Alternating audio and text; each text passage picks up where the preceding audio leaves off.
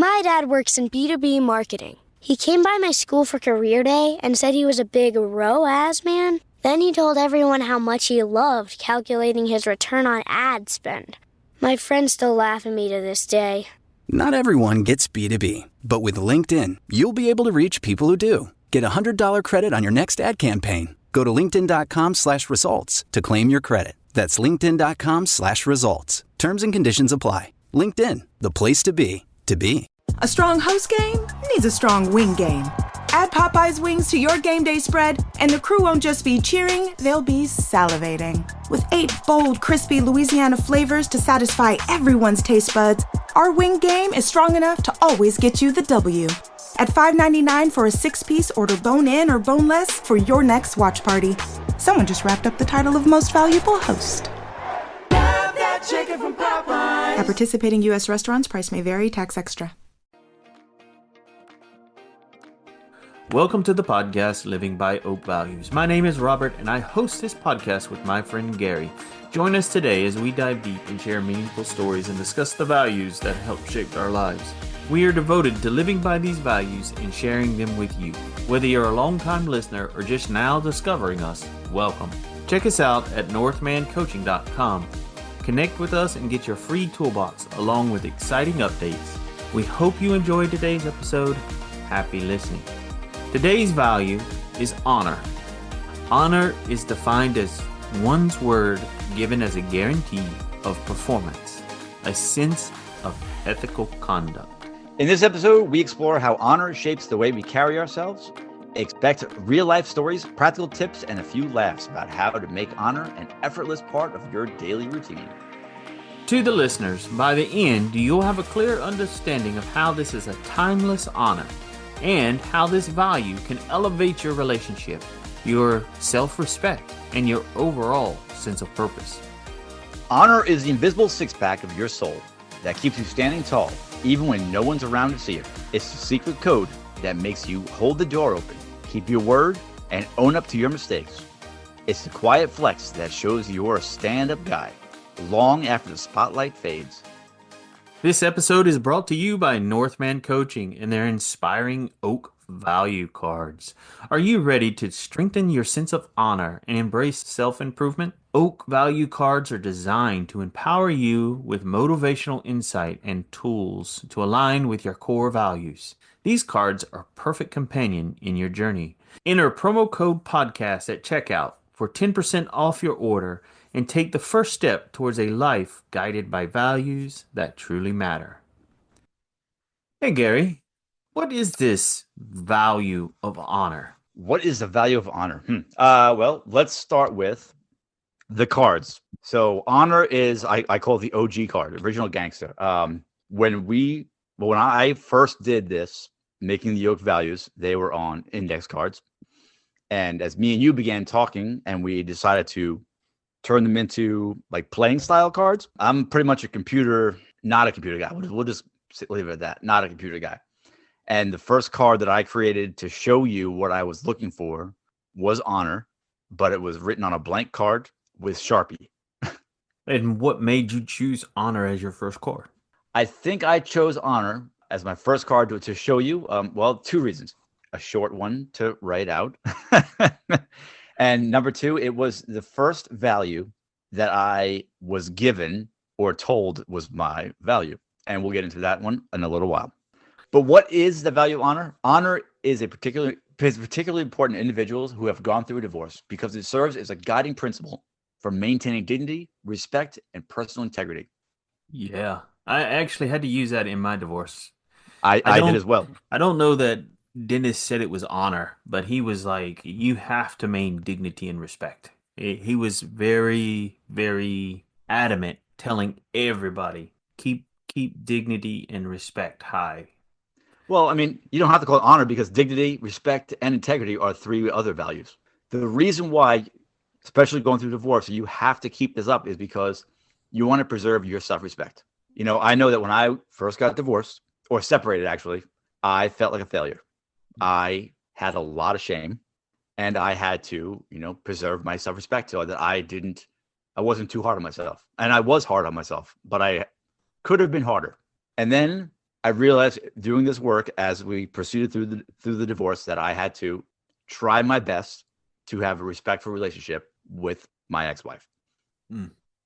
And part of that, the main reason behind that was my daughter. And I suggest that anybody else out there that's going through a divorce, you want to have a respectful relationship for the children. The children need to see that you can hold it together. You have to model for your children. You want to make sure that they can see that you have honor. They know that based on how you guys act, that divorce is crucial. And they need to see how you are going to handle these conflicts and these challenges. So not only is it important to model for children, but to have a respectful relationship is good, creating a foundation for healthier post-divorce interactions. So when you're dropping the kids off or picking the kids up, makes it for a more open communication so that it's not a complete fight all the time. And does this work? For the most part. My ex-wife and I have a pretty good working relationship. It's important though that we keep it professional, I think. And we try to make it so that it only involves my daughter. I don't care what's going on in her personal life unless it affects my daughter. And I try not to tell anything that's going on in my personal life unless it affects my daughter. So I'm not always successful with that, but that is what I try to do. Just a heads up, I might take that out. That's kind of weird. Okay. Okay. I don't. Okay. Back to the game. Getting back, honor is deeply rooted in moral principle that reflects respect for oneself, others, and values one upholds. To fully understand honor, it is helpful to clarify what it is and what it isn't. What honor is: upholding moral principles, respect for others, self-respect and accountability, consistency between values and actions, and courage and sacrifice. And what honor is not: blind adherence to ego or pride, seeking validation or recognition, revenge or vindictiveness, superiority over others, and rigid perfection. Honor is a balance of internal integrity and external respect. It is earned through consistent ethical behavior and is not something that can be demanded, faked, or taken lightly. True honor uplifts individuals and communities, while false ideas of honor can create division and harm.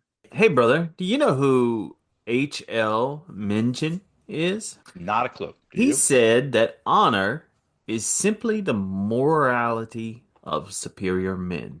And the reason I bring that up is because I know you're doing a TikTok video and everything about the way of the superior mailman. Probably not gotten there, but I know honor is on the list of topics that you are going to talk about. I believe it is on that list. I was trying to plug you in so that you could talk about. Oh, I can start again. Okay. I was busy looking something up. I wonder who this guy was. Oh, this reminds us that honor is about consistency, holding oneself to a higher moral standard.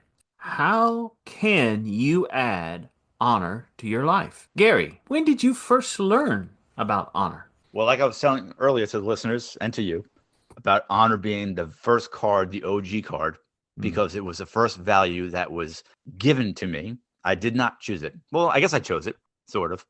So I joined the Navy back in the 90s. When I got sworn in, I had 3 values that I had to live by, and that was honor, courage, and commitment. And I raised my right hand and swore on the Bible or to God to protect the country and to have honor, courage, and commitment. They never told me what honor was, though. I just knew that I had to have it. I had to have honor. No idea what it was. Well, that is when I first learned about honor. Huh. But did you actually learn about honor? On my own, yes, I did. My first encounter with honor is there's a thing called the Bible, right? Is that a book or something? It is a collection of books. And so Stephen King? there's multiple authors, and they just slap the books together and throw it into a binder and hand it out to kids when they When they go trick-or-treating? when they go trigger, yeah. Anyways, in the Bible, there are these 10 commandments passed down from Moses. And one of them, and it is interpreted 2 different ways. One of it says, honor thy father and mother. And my parents always used it as honor and respect. And so as I was a kid, I really couldn't tell you the difference between honor and respect because I was always told that honor and respect your father and mother. But I really as a kid, didn't know what this value really meant. Besides the song RSP or doggone it, I done lost. Who sing the song Respect? Aretha Franklin. Thank you. Anyways, I knew as a kid my mom and dad weren't respecting me, but I had to honor them. But I couldn't tell you anything how that worked. So you had to honor your parents, but you did not know what honor was. Correct. Same with me then. Yeah. So they tell you have to have these values, but they don't explain to you what they are. Yeah. Yeah. Even the Bible doesn't explain it to you. Well, Honor your mother and father. Okay. How? Don't worry about it. Just do it. Yeah, that was his. But I was a young kid when we were first learning the Ten Commandments, and it was just very hard for me to know the difference between honor and respect. And Yeah. maybe my parents didn't know at that time either how to explain it to me. Well, it's funny. Like if you look at it now, like with everything that we do know, honor and respect, they kind of go hand in hand. Mm-hmm. They're interweaved. But they are not the same value. They're not. One fascinating quirk about honor is that it sits at the intersection of personal consciousness and social reputation. What does that mean? So it's not just what you think of yourself, but it's also how you're perceived by others, by the people in your community. So you might think that you're doing the right thing, but if the community as a whole sees it as the wrong thing or the dishonorable thing, then you are no longer honorable to the community. Really? Make sense? Kinda. Go further. So like what I'm saying is for going through a divorce, a spouse choosing to leave an unfaithful or abusive partner can be an act of personal honor, as it demonstrates self-respect and commitment to their own dignity. But in a lot of communities, divorce is frowned upon, or leaving your spouse is frowned upon. I know. So back to when I was married, we made a promise to God to, sickness and health, death do you part. We were perfectly healthy and alive when we decided to end it. Was it a dishonorable thing to do? I thought it was when it was happening, but as I've gotten to where I am now and I've grown into the man I am, it was one of the best things that could have ever happened. So I think it was an honorable thing. I know that we have a stigmatism in society about certain things. One of them recently in the news is about abortion.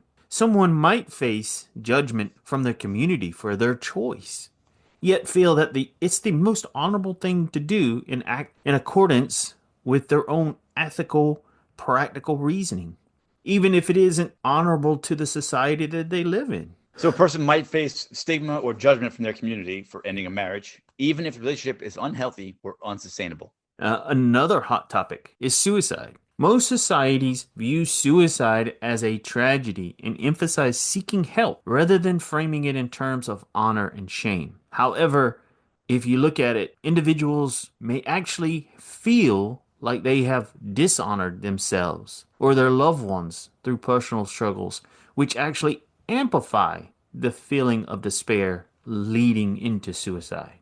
On that, real quick on that topic right there, just a touchy one for me. Being in the military, there's a lot of veterans that feel it's the honorable thing to take themselves out of the picture. And I see it a lot with, men going through divorce. They think they're better off not being in the picture. But, to the listeners out there, and if anybody is struggling right now, please seek help. So you can find yourself in a conflict between living with your principles and preserving your reputation. Honor isn't about making the right choices. It's about dealing with the consequence. Accountability of inherent honor, owning your actions and their impact. So Rob, deciding between personal honor and societal honor comes down to balancing your values with the expectations of others. Personal honor means staying true to your principles, even if it goes against the norms around you. You use it when something challenges your moral integrity or when societal expectations cause harm or compromise to your dignity. So Rob, do you know who the 30th president of the United States was? Don't look it up. 30, 31, 32. No. Nope. Calvin Coolidge. Really? Yes. And he said, no person was ever honored for what they received. Honor has been the reward for what they gave. That's interesting. Go ahead. What Kennedy said, ask not what your country can do for you, but what you can do for your country. We had a discussion similar to this at church. one of the members was like, hey, I could go to the church closer to me, but I come to this church. And it's because of what I get from the church. And I thought about it and I was like, really? Is it what you get? Thinking about the discussion with Dan 3 or 4 episodes ago, is your mindset shift of what do you give to the church that makes other people. You're honoring the church by showing up and giving a better version of yourself. And that goes into honor isn't about choosing one over the other, but knowing when to hold your ground and when to show respect for others. Damn, there's that respect word again. And to the listeners out there, ask yourself, how will I honor myself today? Or how can you honor your community today? You can start by creating a personal honor challenge. A unique way for us to incorporate honor into our daily lives is to set up an honor challenge, a personal week-long or month-long mission where we can actively track and measure moments of integrity, respect, and responsibility, or even reflection. And I do this every day in my journal. Jot down one specific instance where you upheld your code. Keep it fresh and relevant to your life's changing demands and responsibilities. And in closing, honor is about living with integrity, staying true to your values, and treating others with respect. It is not always the easiest path, but it is the one that leads to a life of authenticity and purpose. So as you go through your day, ask yourself, how can I honor myself? How can I honor others? And how can I honor what truly matters? Until next time, stay true, stay kind, stay honorable. And if you would like to go further or deeper on this topic of honor, reach out to us. We want to know and hear your powerful story. Connect with us by booking your free session on our website, northmancoaching.com. And that's a wrap on today's episode. And of course, thank you all out there for listening. We are glad you could join us today. If you enjoyed today's podcast, don't forget to subscribe to the podcast. And if you feel generous, leave us a review. For more updates and exclusive content, join our Facebook group, Northman Legacy Crew. Follow us on YouTube, TikTok, and visit our website, northmancoaching.com. We'll be back next week with another exciting episode that you don't want to miss. Until then, keep discussing your values, embracing the journey, take care, and stay authentic. What'd you think, brother? I think it was good. Stop recording them.